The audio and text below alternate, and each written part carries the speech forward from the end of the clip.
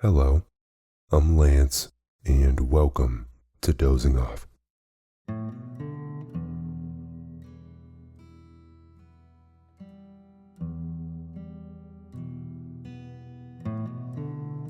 Dozing Off is a podcast where I'm going to read you to sleep. I'll narrate short stories and classic literature in this deep and relaxing tone to allow you to put your overactive mind at ease and doze off.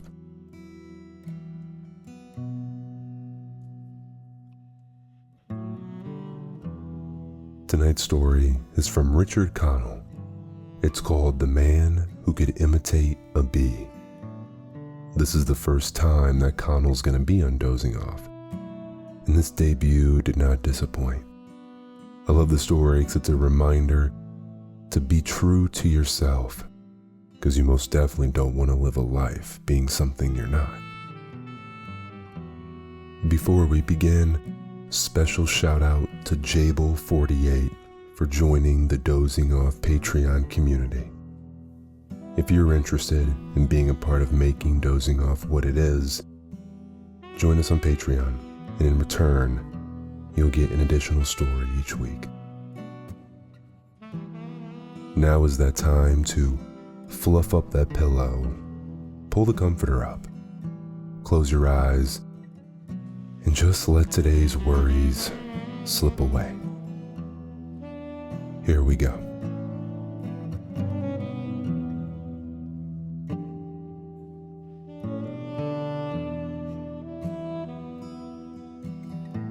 The Man Who Could Imitate a Bee by Richard Connell.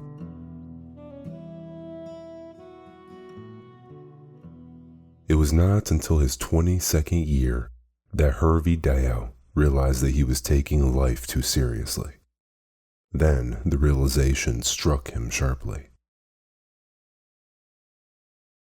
He'd been a serious infant and had nursed more from a sense of duty than pleasure.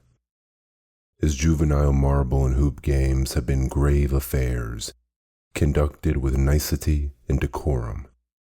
He learned to read shortly after he was breeched, and at 7, presented a slip at the public library for the encyclopedia from A to Z. The librarian demurred, but he gently insisted. He was permitted to carry it home volume by volume.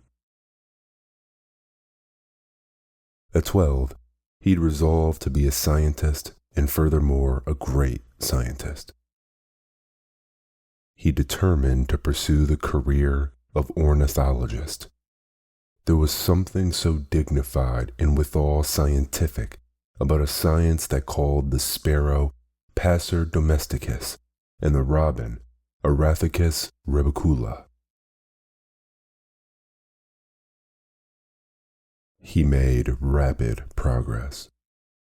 On his 13th birthday, he took a bird walk at dawn and was able to record in his notebook the scientific names of 49 birds, including the ruby and topaz hummingbird, which is rare around Boston.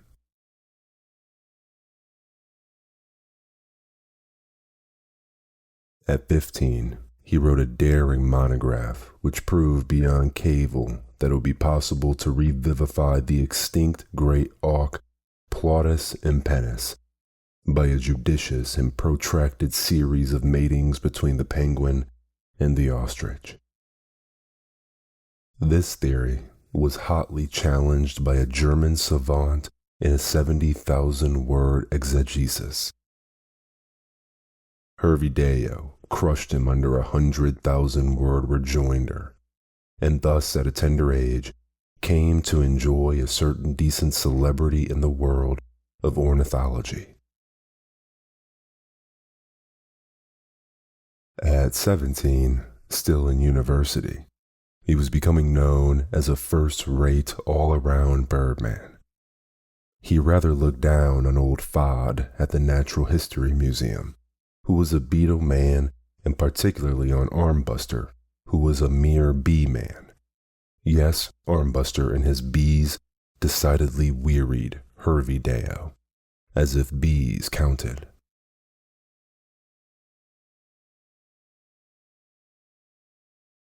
Something revolutionary happened to him in the spring of his 22nd year. The mild spring evenings, biology, inexorable nature conspired against him. His mind began to reach out for contacts with new things outside the world of birds.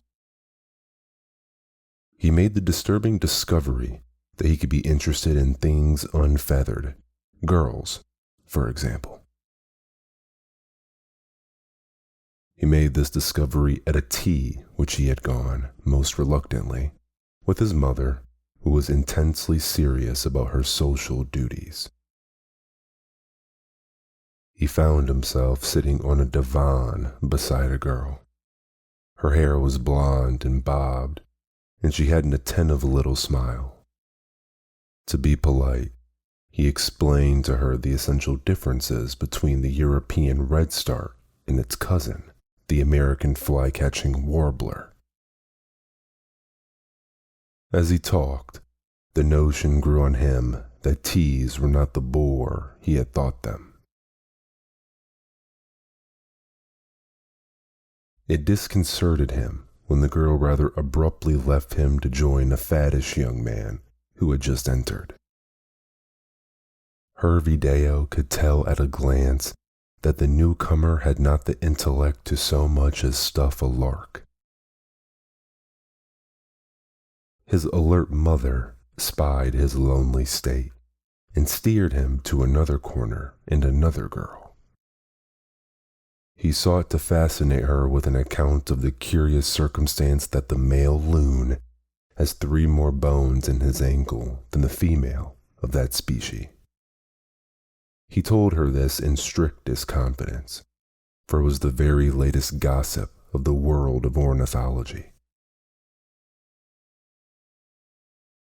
He could not but note that after 15 minutes, her attention seemed to wander. Presently, she murmured some vague excuse and slipped away to join a laughing group in another part of the room. He followed her flight with a glum eye.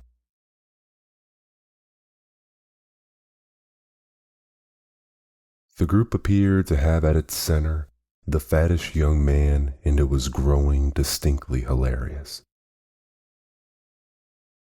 Hervideo had a pressing, but he told himself, wholly scientific interest in learning. What conversational charm or topic made the faddish young man so much more interesting than himself? He edged his chair within earshot. The faddish young man was not talking. He appeared to be making a series of odd noises through his nose, varied now and then by throaty bellows. Nork, nork, whir, whir. The trained ear of Hervideo was puzzled.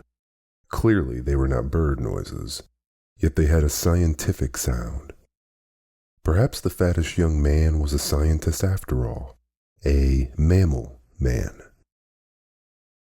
Nork, nork, whir, whir. The girl with the attentive smile solved the mystery. She called across the room. "Oh, Bernice, do come over here. You simply must hear Mr. Mullet imitate a trained seal." Hervideo felt actually ill. So that was the secret of Mr. Mullet's powers. That was the magnet. Nor, whir, whir. Hervideo couldn't stand it. Stiffly he went out, and as he took his hat and stick, he could still hear the laughter and the fainter nor, nork, whir, whir. In a fury of disgust, he went to his laboratory and so violently stuffed a grackle that it burst. Next day, he realized that something annoying was happening to him. He could not keep his mind on his work. It kept straying, despite him, to the little girl with the attentive smile. She'd been interested in his talks of birds until the accomplished Mr. Mullet, imitator of trained seals, had made his untimely appearance. His teeth gritted together at the thought. That afternoon, he surprised his mother by suggesting that he accompany her to a tea. She was glad his social consciousness seemed to be aroused at last. They went. "Who is Mr. Mullet?" he asked her as they rode T-ward in her motor car, a product of the seriousness applied by Mr. Deo, Sr., to his brick business. "Mr. Mullet? Why, he's one of the Brookline Mullets," his mother said. "Why? Is he an animal man?" "No, he sells insurance." "He seems popular." "Oh, he's got some parlor tricks." "I beg pardon, mother. The illusion escapes me." "Parlor tricks," repeated his mother. "He imitates a trained seal.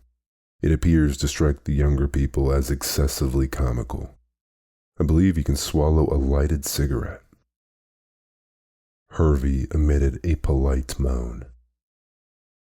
"Must one do parlor tricks?" "They have their uses," said his mother. The girl with the attentive smile was at the tea, and Hervey Deo captured her. Her name was Mina Lowe. He was congratulating himself on having interested her in his new monograph on parakeet bills, when she sprang up with a little cry of pleasure. "Oh, Mr. Deo, there's Ned Mullet. Let's get him to imitate a trained seal. He's perfectly killing." "I don't know seals," said Hervey Deo severely. "They fail to attract me. I'm a birdman." He left the tea with a heavy heart, while the talented Mullet was bellowing, "Nork, Nork, whir, whir." Lying in his bed that night, the brain of Hervey Deo entertained two thoughts.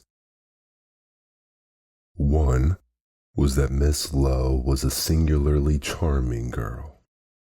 The other was that he could not interest her by birds alone. How then? He analyzed the situation with the same care and logic that he applied to the dissection of a hummingbird. His conclusion was revolting but inescapable.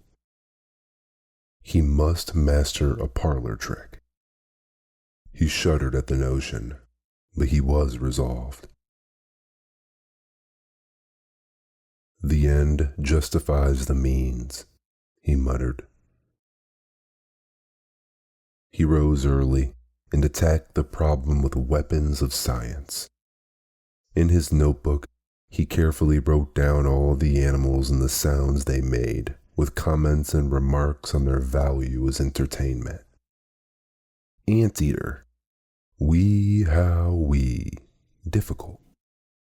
Buffalo, roar, roar, uncough. Bull, hoar, roar, roar. Too much like buffalo. Beagle, yerp, yerp, yerp. Lacks dignity. Elephant, aroo, aroo. Hard on one's throat. He went through the list of the mammals and the result was disappointing. None of them seemed so interesting as a seal, and besides, he didn't wish to lay himself open to the charge of plagiarism. He could not, of course, employ the call of birds, although he was rather good at it. It seemed sacrilegious to employ ornithology as a parlor trick.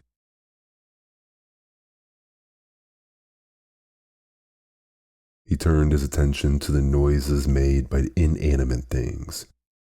He jotted down in his book foghorn, buzzsaw, locomotive, saxophone. He was considering them with furrowed brow when Armbuster agitatedly burst in. He disliked Armbuster. He gave himself too many airs for a mere bee-man. Hervey considered it rather an imposition when Armbuster was giving an adjoining laboratory at the museum. "Have you seen her, Mr. Deo?" cried Armbuster. "Her? Who?" "My queen. She's escaped." "No," said Hervey Deo coldly. It was annoying to have one's thoughts broken in upon to be asked about a wretched bee. "If you do see her, please be sure to tell me," said Armbuster. "Certainly." The bee-man vanished. Hervey Deo again bent over his notebook. He added the words, "dentist electric drill," and was considering whether Miss Lowe would regard an imitation of it as unpleasant, when a faint sound caused him to turn his bed. A large bumblebee was crawling up the window pane, grumbling to herself. Hervey Deo watched, listened. His first thought was to capture her and return her to Armbuster, and he reached out his hand toward her. She bumbled noisily and eluded him. It came to him as a flash of inspiration that his problem was solved. He'd imitate a bee. He knew it was not honorable to keep her, but he did. He spent the afternoon chasing her up and down the pane with a gloved hand. She muttered and grumbled and buzzed. Bzz, bzz, bzz. He smiled a smile of grim triumph. What was a trained seal's raucous bellow to this? Softly he imitated the sound she made. Patiently he practiced. Before dusk came, he was satisfied with the perfection of his imitation, and yet not entirely satisfied. The thing lacked a dramatic quality. It came to no climax. He could buzz loudly and softly, angrily and soothingly, but there was no grand finale. He felt that one was needed. Mr. Mullet ended his seal imitation with a crescendo roar. A thought, murderous and ruthless, shot into one of Hervey Deo's brain cells. Normally he was neither murderous nor ruthless, quite gentle indeed.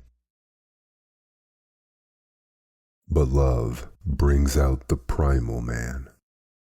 For the sake of Mina Lowe, he would for a second be atavistic. He chased the protesting bee across the pane. He got her into a corner. His gloved hand closed on her. She buzzed frantically. He closed his thumb and forefinger smartly together. He cut her off in full buzz with a sharp, incisive sound like a torch plunged into a pond. A perfect climax. Hurriedly, furtively, he fed her corpse to a live flamingo in a cage on the corner. On his way home, he passed Armbuster in the hall. Armbuster was distractedly searching for his queen. He was peering under a rug. Hervey Deo did not meet the bee-man's eye. In his room that night, he practiced assiduously his new accomplishment. Bzz, bzz, bzz. He attained perfection in that final shrill, staccato bzz. His mother, hearing the sounds, came to the door to ask if he was ill. He called her in. Listen, he said. Bzzz, bzzz, bzzz. Oh dear, she cried. A bee? Where is he? Hervey bowed. I am he said. He amazed his mother still more next day by asking her to give a tea for him at the earliest opportunity. He mentioned, matter-of-factly, that he wouldn't mind having her ask Miss Mina Lowe. He planned the seating scientifically. He saw to it that him and Miss Lowe were seated together in a quiet corner near a window. When she had finished her first cup of tea, he turned to her suddenly, his eyes excited. I say, Miss Lowe, look. Bzzz, bzzz, bzzz. He pretended to pursue an imaginary bee up the window pane and catch him at last. Oh, it's a bee, she cried. Where? He asked with a smile. Oh, it's not really one. It was you. Oh, do it again. He did it again. Bzzz, bzzz, bzzz. She clapped her hands in ecstasy. Oh, Mr. Dale, how perfectly wonderful. I didn't think you... What? Oh, do let me call the others. If you wish, said Hervey Dale. They gathered about him. Bzzz, bzzz, bzzz. They were enchanted. Oh, do it again, they begged. He did. With a gracious smile, Hervey Dale acceded to their request. He glowed. He was testing the heady draught of sudden popularity. Late arrivals at the tea were told of his accomplishment. They insisted on hearing it. Bzzz, bzzz, bzzz. Quite casual acquaintances came up to invite him to their homes, to teas, to dinner parties. He smiled and promised to come. From the corner of his eye, he could see that Miss Lowe was regarding him with something very like interest.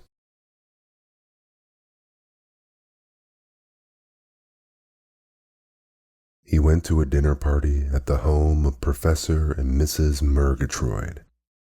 He'd been stuffing an emu, and it had so absorbed him that he was so late. He entered with the fish course, and the guests beamed expectantly. Oh, here he is, Mr. Deo, cried his hostess. We were so afraid you'd disappoint us. I've been telling everybody about your perfectly delicious imitation of a bee. He obliged them. Bzzz, bzzz, bzzz. They encored him. One of the guests was the fattest young man, Mr. Mullet, but the spotlight had shifted from him, and he sat eating morosely and regarding Hervey Deo with a bilious, jealous eye. During the dessert, Mr. Mullet essayed to bark like a seal, but Mrs. Murgatroyd looked at him disapprovingly, and he never reached the roared climax. He buried his chagrin in the peche melba. Hervey Deo, observing, smiled quietly to himself. After dinner, he had a tete-a-tete with Mina Lowe. For her own special and private diversion, he twice repeated his imitation. On the second occasion, he ventured to take her hand, and she pretended to be so absorbed in the imitation that she didn't even notice. 3 nights later, he called on her at her home. It was with difficulty that her young brothers were finally dragged off to bed. The imitation fascinated them, and Hervey Deo was forced to do it no less than 7 times. He was getting to be a virtuoso. He could keep it up for 5 minutes at a time, now pretending that even the bee was in the lampshade, now under the glass, now behind the piano, and even up the pant leg of the youngest low boy. When he and Mina were at last alone together, he pretended that the bee was buzzing very near her blonde bobbed hair. In capturing it, he kissed her. Their engagement was announced the following Friday. The notice in the local newspaper pleased and yet vaguely disturbed Hervey Deo. It described him thus: Mr. Hervey Deo is well known in local society. He's a gifted scientist and has gained a reputation for his ability to imitate a bee. As he reread this, he could not but feel that some reference should have been made to the fact that he was an author of an authoritative work on the cuckoo, that he was a doctor of philosophy, that in the fall he was to become chief curator of birds in the museum.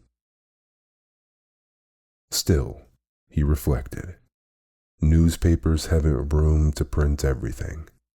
They strive to print what to them are the salient facts.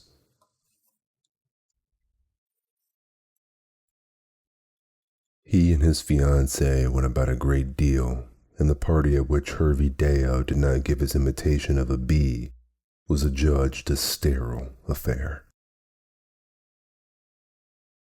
Frequently he congratulated himself in those days that it took a man of science to know when to be serious and when not to be. They were married in August, and no less than 17 friends sent the happy pair various representations of bees as wedding gifts. They received bronze bees, porcelain bees, silver bees, gold bees, and a pewter bee. His colleagues at the museum gave him a handsome bronze inkstand made to resemble a beehive. On his return from his honeymoon, Hervey Deo threw himself into his bird labors at the museum with energy. He was a birdman, even a first-class birdman, and so far his ambition was gratified.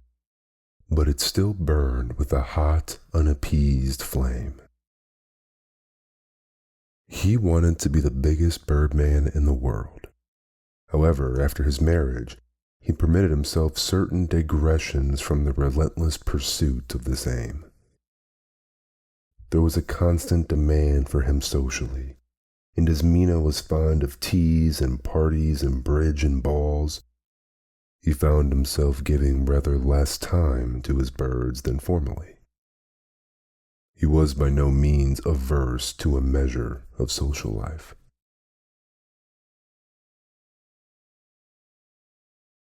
A great scientist can afford to have his human side, he assured himself. Wherever he went with Mina, be it tea, party, bridge, or ball, he was invariably pressed to give his imitation of a bee. He would bow, he'd let them insist a bit. Invariably, he gave it. Bzz, bzz, bzz.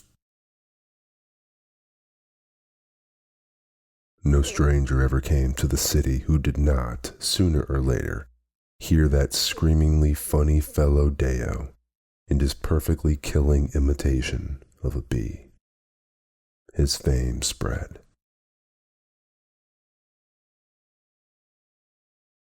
He'd been married a number of years and had a child or two when he came home one evening, visibly excited. "My dear," he called to his wife, his voice full of excitement tinged with awe. "Tonight, I am to meet Professor Schwiebel. He just came to town. Think of it, Karl Humperdinck Schwiebel." "Schwiebel," said Mina blankly. "You don't mean to say you've never heard of Schwiebel?" "I'm afraid not. But I've spoken of him score of times." Perhaps you have," she said, yawning. "I thought he was a bird." "Why, Schweebel's the biggest bird man in the world," he exclaimed. "It'll be a big night in ornithology when Schweebel and Deo shake hands. He must know my work. Of course he must. He can't have missed that great auk monograph in the cuckoo book." He was so excited he could hardly tie his dinner tie. "Schweebel," he kept repeating, "the great Schweebel. I've wanted to meet him all my life. He comes just at the right time, too. Just when my paper on the Parula Europea, bullfinch, my dear, is causing talk." "Don't forget your goloshes," admonished Mina. Hervey Deo, red, proud, and flustered, was introduced half an hour later to that great bohemian savant, Professor Schweebel, at the University Club. Professor Schweebel made him a courtly bow. "Charmed, Dr. Deo," he said. "I have heard much about you." Hervey Deo bowed deeply. He was warm and crimson with pleasure. "Oh, really?" he murmured. "Yes," said the distinguished visitor. "Who hath not heard of Deo, the bee-man?" "Deo, the bee-man?" "I?" Hervey Deo was stunned. "I, a bee-man? Oh, no, no, no, no, no, no, no, no, no. Pardon, many times. You are but too modest," said Professor Schweebel, wagging his index finger at the stricken Deo. "But surely you're that same Deo who makes the sound like the bee." Hervey Deo stuttered. He would have flung out a denial, but the other scientists had gathered about. "Oh, come, Deo," they urged him. "There's a good chap. Imitate a bee for the professor." Hervey bit his lips. "How is it?" encouraged Professor Schweebel. "Bzzz." "No," cried Hervey Deo wildly. "Not like that. Like this. Bzzz, bzzz, bzzz." Most droll," said Professor Schweebel. "You have talent. You're a comedian. You should go on stage." Hervey Deo could not articulate. Professor Schweebel addressed him in the tone Hervey knew so well, for he employed it often. It was the tone of tolerance a scientist adopts to a layman. "Have you ever taken an interest in birds, Dr. Deo? There's some fine birds a clever fellow like you could learn to imitate." Hervey Deo did not enjoy that dinner. He was up at daybreak and he attacked his work with a cold and terrible energy. He stuffed a whole family of bobolinks and dissected snipe by the dozen. He sat up until his eyes ached, writing a masterly treatise on the habits and home life of the adult pelican. "Deo, the bee-man, eh?" his lips kept saying. "I'll show them who's a bee-man. I'll show 'em."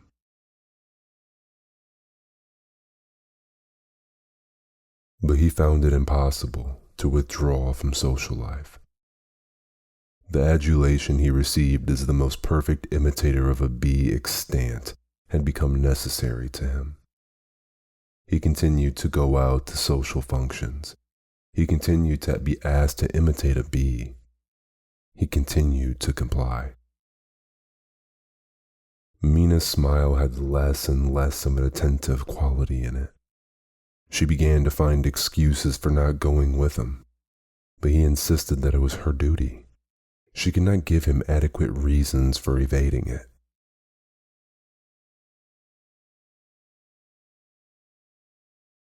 He was 40 when he went down to New York to attend a dinner, a very special dinner, of the Ornithological Congress of the World, then in session. For months he worked to prepare a paper that would definitely place him at the head of his science, now that Schwiebel was no more. It was on the mental habits of grouse. He rose to read it, but some bibulous lesser birdman in the rear of the hall called out, "Forget the grouse, give us the bee." Others took up the cry. "Forget the grouse, give us the bee." The whole room took up the cry. "Forget the grouse, give us the bee." "Yes, yes, the bee. We want the bee. We want the bee. We want the bee." Ornithologists have their light moods. He twisted the tablecloth in a great despair. A furious refusal stuck in his throat. Habit was stronger than he. Bzz, bzz, bzz. They sang. He's a jolly good fellow, which nobody can deny. A jolly good fellow. It was the last thing in the world Hervey Deo could ever want to be. This, then, was his fame. He returned to his home city. His house was silent when he entered it. On his desk was a note. "Dear Hervey, I've taken the children and gone to live with Mother. I love you as much as ever, but I cannot live with a bee. If I should hear you buzz once more, I should go mad. Don't forget to put on your goloshes. Mina." He went out of the house. Deliberately, he did not wear his goloshes. It was a slushy night. At 7, they took him to the hospital with a severe case of influenza. In the morning, a careless nurse left a newspaper where he could reach it. An item struck his eye.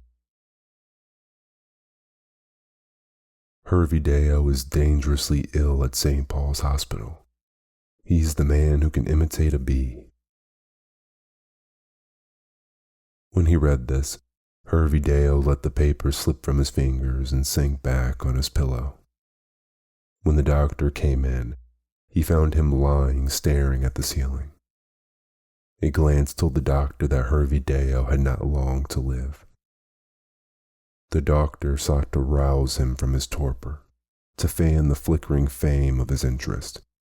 He turned on his professional bedside smile. "Ah," said the doctor. "Thinking about bees, I'll wager?" "No," Hervey Deo got out feebly. "Not bees." "But surely I'm not mistaken. You are Deo, the famous bee man." Hervey Deo struggled to muster up vitally enough to cry. "I'm a bird man." But he could not. "Come now," said the doctor genially. "Won't you imitate that bee for me?" Hervey Deo tried to glare negative, but had not the strength. "I've heard so much about it," said the doctor, "and I've never heard you do it, you know."